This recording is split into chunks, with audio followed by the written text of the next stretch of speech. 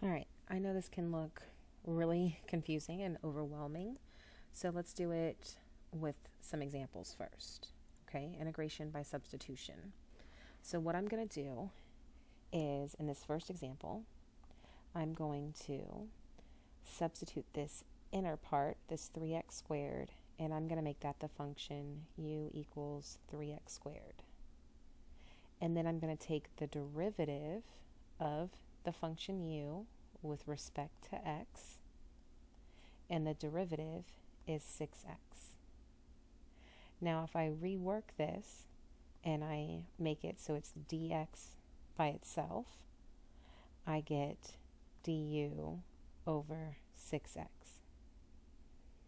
Okay, so what I did is I took the inner function, found the derivative of it, and then got dx by itself.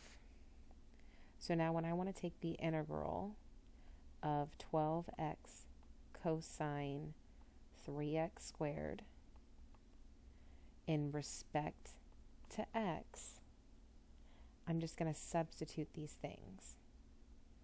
Okay, so I'm going to write 12x is cosine, instead of 3x squared, we know that's just u.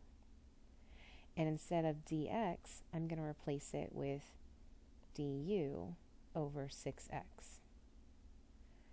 So when I simplify that, I get 2 times cosine u of dx. Okay, and the integral, right? The integral of 2 cosine u, right? With why am I writing x? Silly me. We're talking about u here. Okay, then we get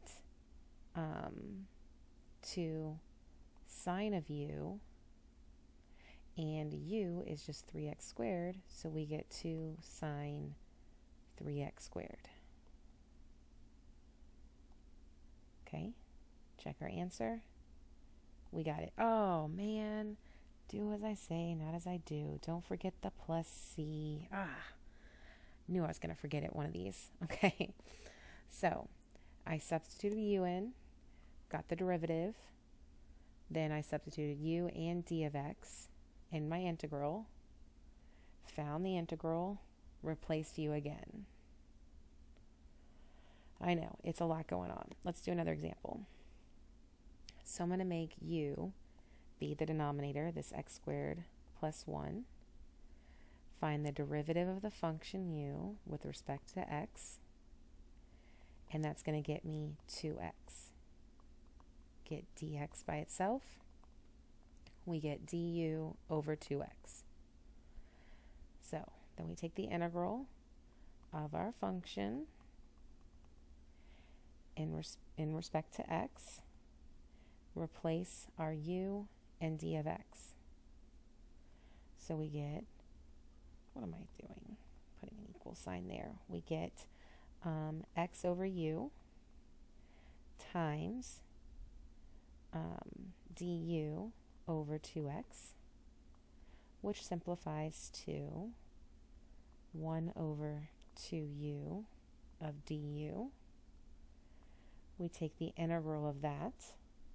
That's a natural log function, right? The natural log of 2u over whatever you're multiplying by, so 2 plus c. Wasn't going to forget it that time. And replace your u with x squared plus 1. So we get the natural log, the absolute value of x squared plus 1 all over 2 plus c. Let's see if I did that right. Okay. Yes. Wrote it a little differently, same exact answer. Okay? All right, so now let's talk about the area below the derivative graph. Okay, so what happens here, it kind of follows this neat little pattern. What happens, all right, so the blue line is your f function, and the red line is your derivative function. Now we're talking about the area underneath the red line, okay, that makes with the x-axis. So what happens is Okay, so the area under the red line at just f of 0 is going to be 0. And then it's going to follow the blue line in that shift. Okay, it's going to be the same, shift all the way around. So the area is the purple line. So the area of the integral of the inverse function. Okay, this was kind of repetitive here. So it's the integral, which represents the area under the curve of the derivative function. Okay, so if we know f of 0 is 2, so to get to the area, we just have to go down 2. Okay, so we go over here, we want to find what f of 8 is. Well, we know the integral is 1.59, so that means that right here at f of 8 at the integral is 1.59. We want to go up to f of 8. Let me put this in a different color. F of 8 would be right here. So that's just 2 units up. So that's going to be at 3.59. So that f of 8 is just going to be 1.59 plus 2, because we need to go 2 above it. So 3.59. Okay. Hopefully that makes sense. If not, let's do another one. All right. Another example. Take a second, read this, look it over. All right. The blue line is our f function. The red line is our derivative function. We want to find the area underneath, so we want to find area up to 5. Well, that area follows, it always goes through 0, and then it kind of follows this blue line, or the original function, around. Okay, so that's the integral function, so the area underneath the derivative function. I know, it's weird. So, notice from the blue line to the purple line, there's a difference of 2.72. So if we want to find the area all the way up till 5, well, they give us, the blue line is at 0.68, but we want to find, we're on the purple line. We want to be on the purple line at f of 5. So that's going to be still at 5, but instead of at 0.68, we went down that same distance over here. So go down negative 2.72. So you subtract that, and of course I don't have my calculator. You get 3.8. Wait a second. 3.8.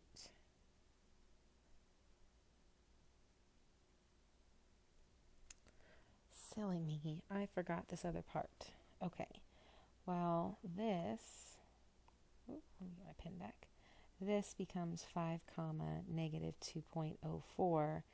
That's the area from 0 to 5. But remember, it's taking this this part underneath the x-axis as a negative.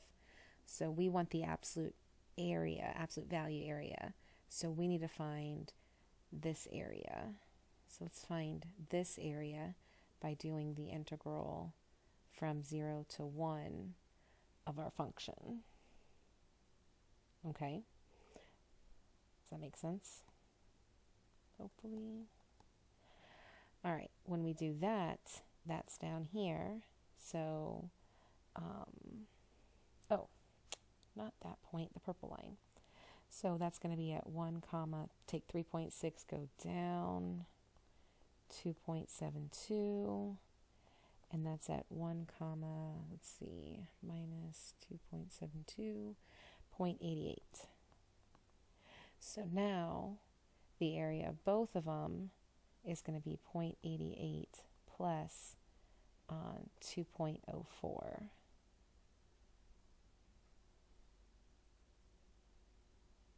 which, what am I missing?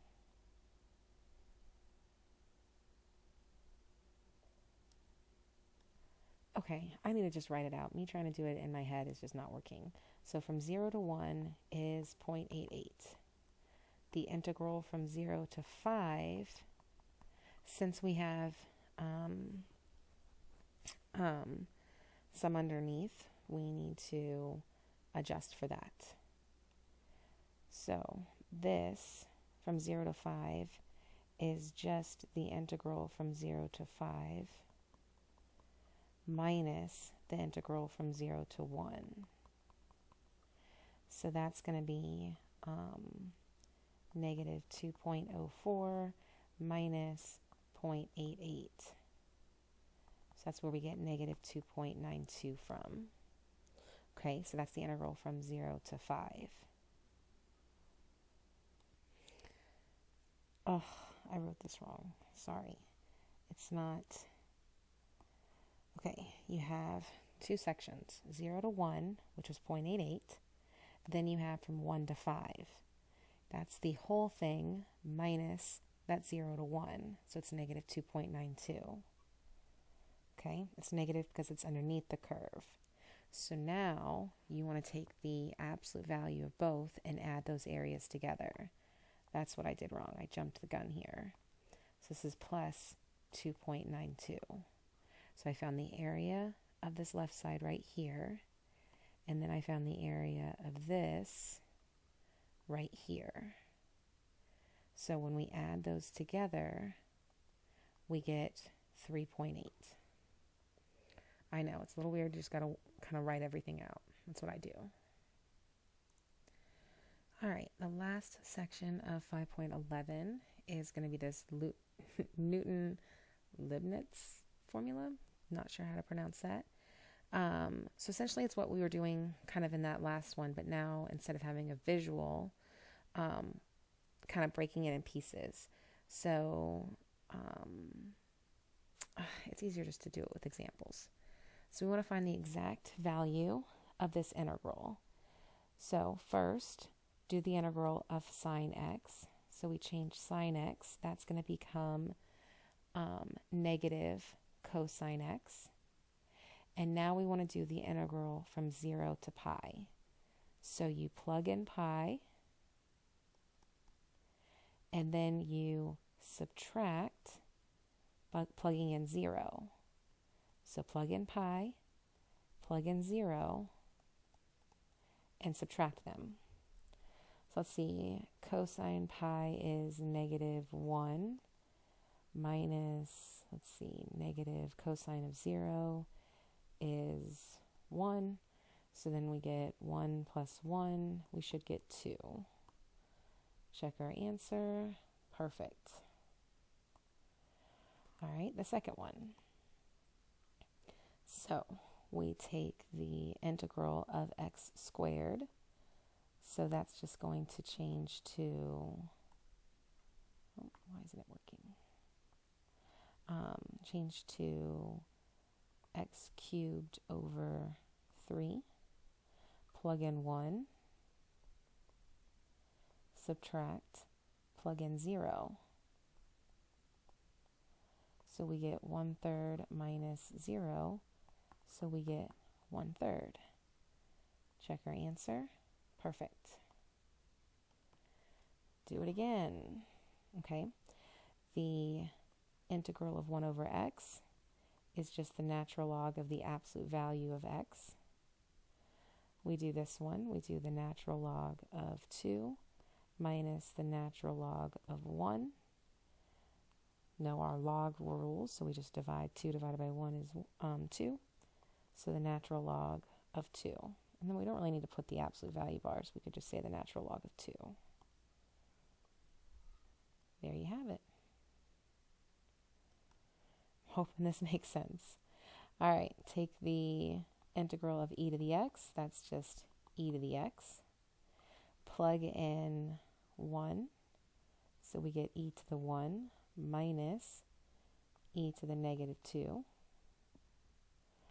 So yeah, we can just write that as e minus 1 over e squared. but no real nice way to write that. It is kind of is what it is. All right, hopefully that makes sense. All right, so now the difference between indefinite and definite integrals. Indefinite integral is where you have the plus c. Okay, so this is just some practice.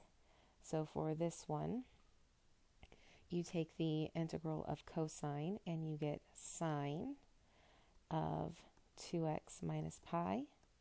We multiplied by 2, so we divide by 2. Then we have the plus c. Now, the definite integral is where we plug in these values and we subtract them. So we've already got the integral over here, so I'm going to use that. So do sine of, instead of x, we have 3 pi. So 6 pi minus pi is 5 pi over 2 minus, plug in pi over 3. Ooh, that's grosser. So pi over 3, what is that? 2 pi over 3 minus 3 pi over 3 over 2. Oh, this is gross. Okay. Circles around. Sine of pi is, I don't know why I'm so slow at this. Sorry. 0. So this is just 0. Minus, let's see, 2 pi over 3 minus, so this is sine of negative pi over 3 over 2. And that is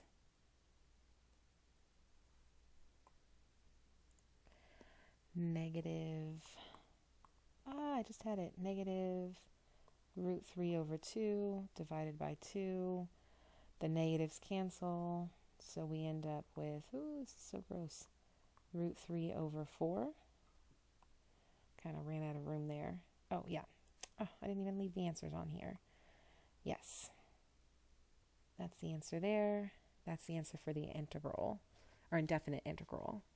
Okay, so once you practice these, okay, see what you get for the indefinite integral, and then check it, the definite. So pause it, check it. All right, for this one, I did substitution. This is what I got, the natural log of the absolute value of x squared plus 1. If you got confused with my substitution, just ask me in class. Now, plug in 2 and 1 and see what you get. Hopefully you got the natural log of 5 halves. Okay, know your properties of logs. All right, try these. Okay, start with the indefinite integral. Pause it. Oops, I almost forgot. This one had plus c on it. Don't forget the plus c for indefinite integrals. I can't believe I almost did that again. All right, so for continuing example 2, the third one should be this. Now you plug in those values, subtract them. You plug those in, you get 6.75, or I think it was, 27 over 4. Either answer, I don't care. Okay, same answer. All right, last one, do that one. All right, and for the last example, we had to do U sub, okay? So substitution, and we get this as our integral. Okay, it just takes practice. Okay, then you can plug those in, and that's your definite integral. Okay. All right, now moving on, we can do questions like this. All right, what I would do here is first you want to take the integral of 1 over x, which is just the natural log of the absolute value of x. So then we do the natural log of m squared minus the natural log, ooh, that came out weird, of m. Since it's subtraction, we can just divide, and we know m is positive, so we don't need these absolute value bars anymore. So m squared over m, and we just get the natural log of m, and that's supposed to equal 1.